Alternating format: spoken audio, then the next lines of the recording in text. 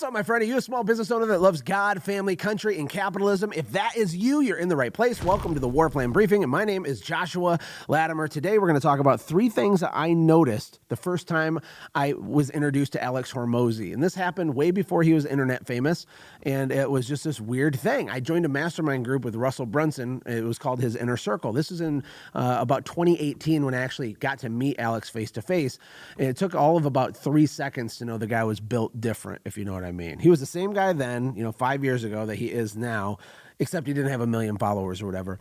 He was slightly less rich, but he was still doing okay. And so I was at a hotel in Boise to go to our mastermind event, and Alex and his wife Layla were there. Layla is super freaking genius too, like insanely smart, super sweet. They're great people.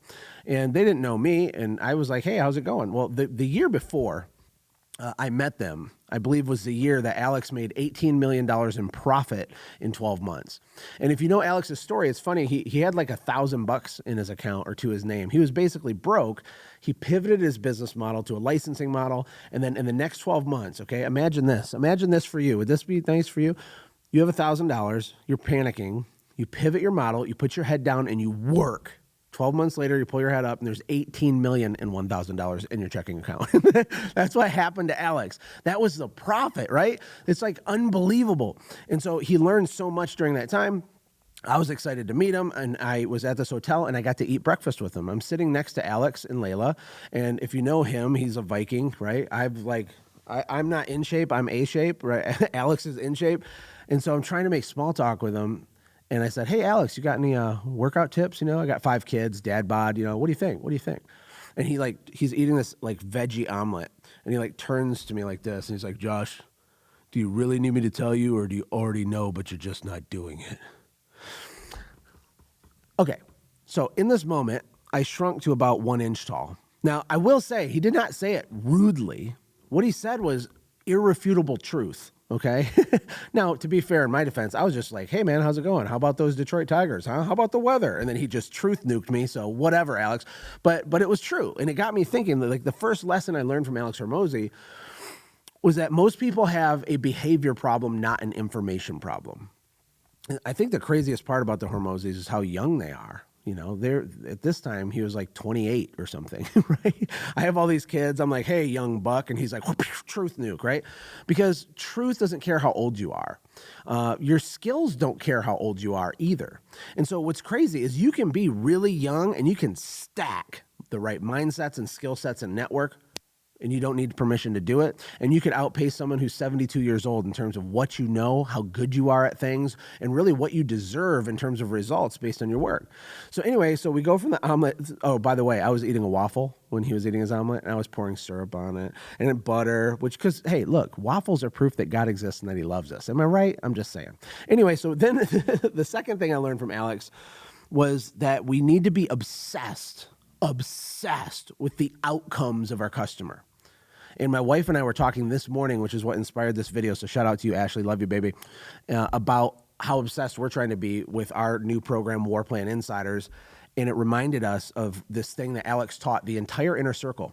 And it was crazy because for 2 days, all these people paid big money to be in this room. And Alex sat there and basically gave free business coaching to everybody in the room for 2 days straight. And I remember asking myself, why is this guy in this group? He had obviously outgrown it in terms of intellectually. He was like tunnel vision doing his thing, but he was very generous and he gave. But one of the things he kept iterating on was the importance of obsessing with your customers, because here's the big hidden secret when it comes to gym launch and Hormozi and all this stuff. When you watch his YouTube videos, you can see how smart he is, how eloquent he is. He's a closer. He's a lot of these things. And he clearly knows more than most other people. But that's not why the business worked. The business worked because his product was irrefutably, unbelievably effective. And this is a big thing to remember, especially if you do stuff on the internet, because everybody's like, oh, I want a funnel. I want to make $1 million. I want, give me money, me. The way to make a ton of money is to be absolutely obsessed with the outcomes and results that your stuff delivers your client. Period. End of story. There are so many 2 Comma Club award winners that never really made that much money. They just ran revenue through a funnel. They got their award. They run ads. Hey, I'll help you with your such and such. And these people, They're not like diabolically evil, but they're never going to succeed at a high level. They're never going to make $18 million in profit in a year because they're trying to do a money grab instead of trying to do a results grab. We need to go grab the results and sit it in front of our customer. In Gym Launch, he was working with completely broke gym owners who made an average of 25 or 30 grand a year in personal income. He was selling them a $40,000 product that was financed into monthly payments, right? These people couldn't afford to even buy his program, but his program worked so freaking good that they made so much money just in the first 3 to 4 weeks that it paid for their next month's payment, plus they made more money personally than they did the month before. And when you start stacking irrefutable results like this on top of each other, your business becomes inevitable. It becomes game over.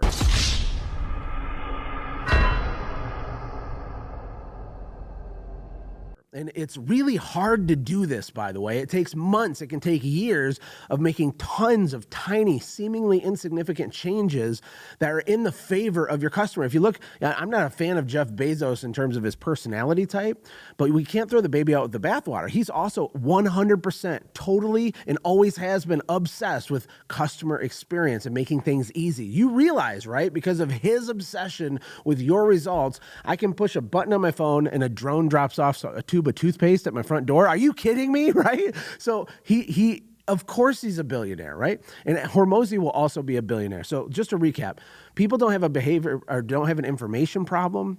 They have a behavior problem, right? It's not that I didn't understand how to lose weight. I knew, I just wasn't doing it. Therefore, my behavior is off, not the information. Secondly, is be obsessed with customer results. He talked about in that mastermind how deep they went, and it was insane.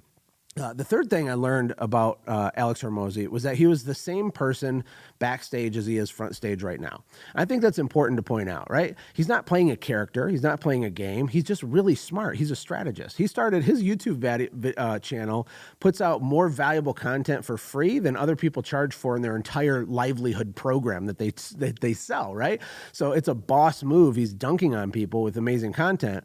But he's exactly the same guy there as he was here. I think maybe his confidence is a little higher. I don't know. I haven't talked to him in a long time, but he was confident back then too. So that's an encouragement to all of us to not play games, to not have to be someone we're not. I do believe it's okay to step into your alter ego or to turn your extrovert button on when you need to and to be, assertive when you need to. But that's not the same thing as being fake or having a fake book social media persona of yourself and then the real life back here. He was one integrated human. And when I watch his videos today, is exactly the same as when I sat next to him 5 or 6 years ago. And last but not least, they put in the work. So Layla, just more shout outs to Layla. Layla and Alex actually worked. Sometimes entrepreneurs should be called wantrepreneurs because they think that work is like 40 hours a week or something. You can talk to Will, my studio guy. I don't even know what day of the week it is half the time because it doesn't make any difference to me, to be honest. That's because when I'm in grow mode or launch mode, it doesn't matter. There's no such thing as like a clock out at a certain time. It's a mindset. It's a mentalidad, okay?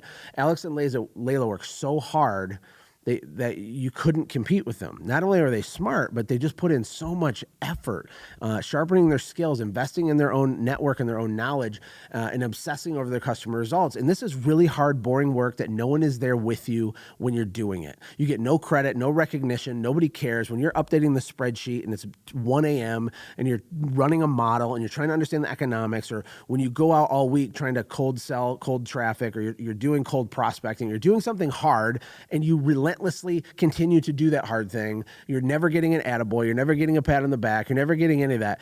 If you do that for a long enough time horizon, you become inevitable. Just like I said before, if you can stack up customer results and you put in the work, you're inevitable. You're literally inevitable. And then I'll end with the Alex Hormozi quote that I think is just a boss, okay? He says that the best way to gain confidence is to stack up irrefutable proof that you are who you say you are. Should I say that for the kids in the back again? Right? If you struggle with confidence, it's because you continuously lie to yourself on accident. You say that you're going to do something and you don't do it. You say in your own subconscious mind knows that you, your own self, is a liar. The word confidence, if you break it apart, comes from the root word confide. Confide comes from con, C-O-N, which means with, and fide, F-I-D-E, which means trust, fidelity, fidelity, trustworthiness, right? So with trust, confide means you have trust in yourself. Confidence literally means that you trust yourself. And you can't have massive success unless you have confidence. And I'm not talking about arrogance. These are very different things. It's just the untrained, stupid eye can't tell the difference. They're very different, and you need to have confidence. And the Hormozis are a good exemplary example of massive confidence. And the reason they haven't isn't because and this is the difference, I think, between like the Grant Cardones and some of these other people, where they have this weird tinge of like showman to them and gross snake oily vibe to them, where you don't get that with the Hormozis.